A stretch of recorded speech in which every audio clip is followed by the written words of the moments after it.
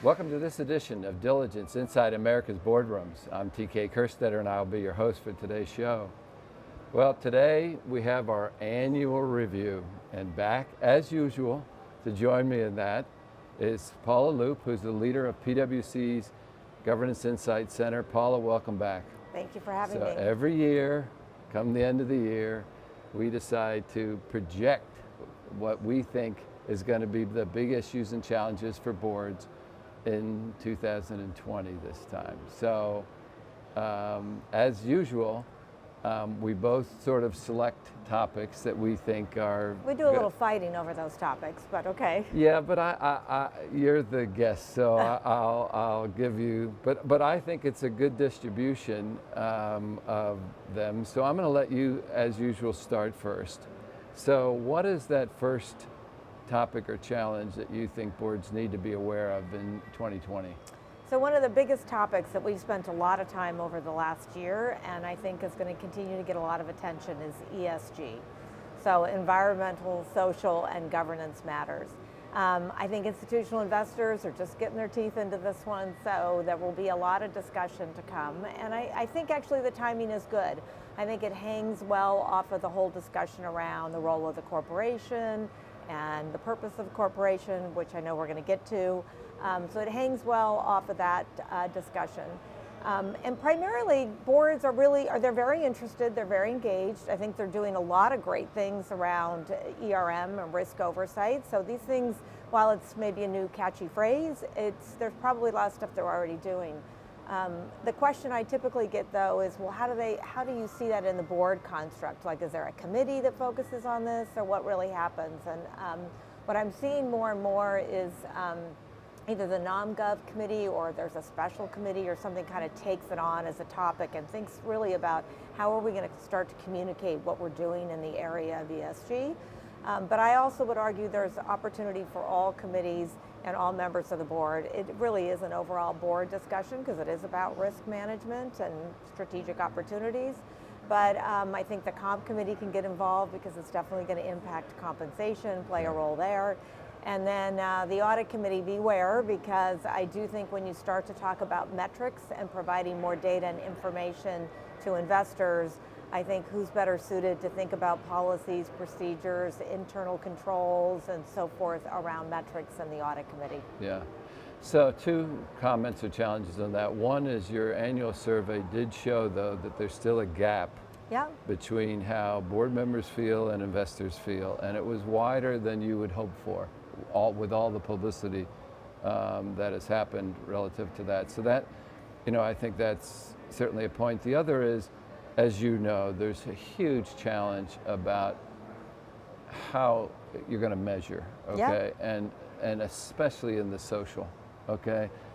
Other things, there's going to be metrics maybe for those, but when you get to that social, that's really going to be a challenge, and we'll probably talk about that a little bit when we talk about purpose. So my first one, which is going to be no surprise to you, is culture and the board's role. The emphasis that's been placed on that has been huge, and here's another area where boards are struggling just a little bit, because how do you, first of all, you have to understand where you're at today, and people are struggling with that. They're doing surveys, they're looking at people leaving the organization, exit interviews, they're looking at things like Glassdoor. Yeah, there is data you can get, right, that does tell you something. And the one thing I would do, a lot of people have asked me about this, and if you were, somebody said to me, well, can't you just go down and talk to the people? I said, no, if they know you're a director, they're not going to give you good information. I said, but you can go down and ask somebody, whether it's in sales or on the floor or whatever kind of business you're in, what do you have to do to get promoted, okay? And then if you compare that with what your performance review is and how you give salary increases, you will be able to match up and get a feel, because in that case they will be honest with you, they will tell you stuff. So there's a lot to work to do. I think companies have to figure out how they're going to handle their own culture. Right, I agree. Big role for the board. Yeah. So your next one.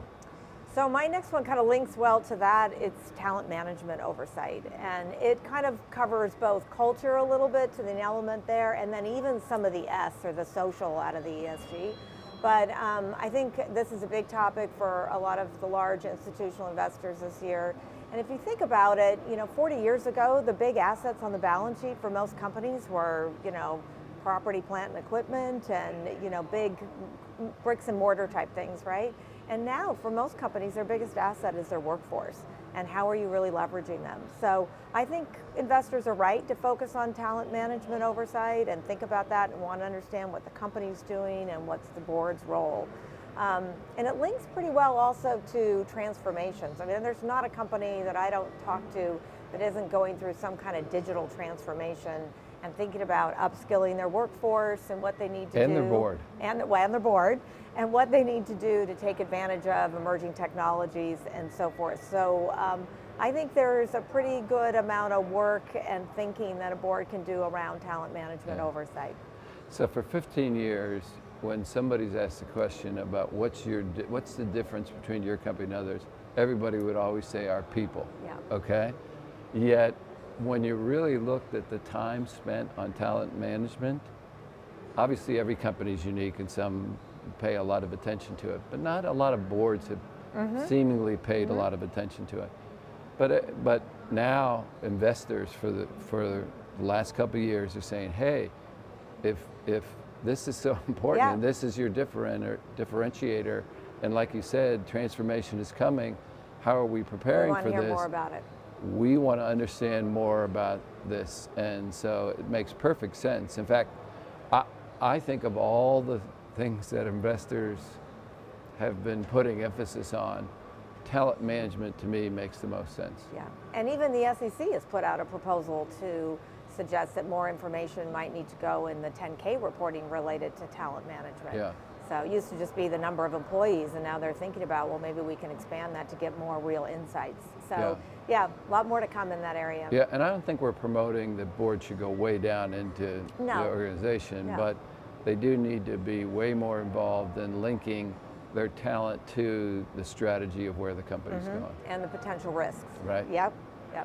So my next one is purpose, and all the CEOs got the Larry Fink letter that talked about purpose, and there's some shift away from the shareholder-centric type of model to the stakeholder. Everybody's being asked to sort of rethink their corporations. I don't think this is terribly new. I think companies there's a lot of companies that do this, okay? I don't think we're going to replace the shareholder-centric, because all these other stakeholders still have to funnel into, there has to be a value of all these other stakeholders. But I think this is, without question, bringing a different conversation to the boardroom that I'm not sure isn't healthy, and I'm sure you see that with your clients and what's happening. Yeah, and prioritizing, right? Because I think like the Business Roundtable came out with their perspective on stakeholders, and they have 5 different stakeholder groups that they identified: employees, suppliers, communities, customers, and shareholders. And how do you prioritize those? Are they on an even playing field? And so what if you have a conflict that you have something, either a strategy or a risk issue, but it's in conflict between one and the other group? So how do you decide which one's more important? So it's a very interesting topic that boards need to think through. Yeah, I can tell you that the Business Roundtable was somewhat floored by the publicity that came out. The reaction. Of what happened. So that certainly made it interesting. For me, the most interesting thing is going to happen is to watch what happens in a down cycle, okay? Because, this is all good when you're in a down cycle and people start to shift from... Things get more challenging. You sort of shift back to the shareholder, the basics. What the bottom line, what are we going to do, do we lay people off, that whole scenario. And I remember, this is interesting plug for PwC. I remember there was when we were having the 2007 and 2009 debacle, the PwC made the decision that it was not going to lay people off. Yep. So there's a perfect example of Yep. a large company having a purpose, and I hope that somehow paid off, Yes. in Yeah. building the It did. talent that you did. But there's a perfect and building trust with our employees Right. and everything else. Yeah, Yep. so there's a perfect example of a lot of companies, I think, were in that mode, but again, it's changed the conversation in the boardroom. Yeah, So, absolutely. Okay, I'm going to give you the benefit of the last one. So we've covered 4 pretty major topics. So what Yeah. would be your last one? The last one, I think, unfortunately, and it might have linkage to some of these others, is I think crisis management. I think boards really have to face up to the fact that there's probably going to be a crisis at some point or another that's going to affect them. It's not the if, it's the when, and what's it going to be, right? So making sure that the board is really comfortable with the company's crisis management plan, that the board has done a simulation, taken an hour and a half out of their board meeting to practice and see what it's going to look like, answer some maybe questions that come up during that process, and feel comfortable that the plan is detailed enough, but also agile and nimble because, every crisis is different, right? So there could be something related to employees, one of the social issues. There could be something related to CEO. It could be a whistleblower call related to an accounting event. There's all sorts of things that could come up. And so the plan has to be agile enough. And board members, and sometimes even committee chairs, needs to understand what their role would be in a crisis and be prepared, just in case. But I think, what do they say? An ounce of prevention is better than a pound of cure. So really think about it that way. Well, I'm sort of sad that we had to cover this again, because I know if we go back many years, this has come up at least once, I'm not sure, twice. And there's always companies that take this very seriously and do dry runs and prepare. But I'm just sort of stunned at the companies that have not addressed this, that this is not a new topic. This is not something that, like digital transformation. This has been around. We've been preaching about this for some time, and yet it's still compelling enough that we have to put it in sort of the top 5 issues again. So, or companies that have a plan and maybe go off plan when the crisis hits. They panic and they just go from gut feel versus being rational and thinking about, okay, we planned around this. What are we supposed to do? So, but it is more of a reality, whether it's cyber or whether it's ESG. There's going to be something. And especially with social media today, you can get off a plane and all hell is broken loose in the hour that you've been out of touch. Traveling. So, well, listen, we always invite people to look back at our projections and see how we've done.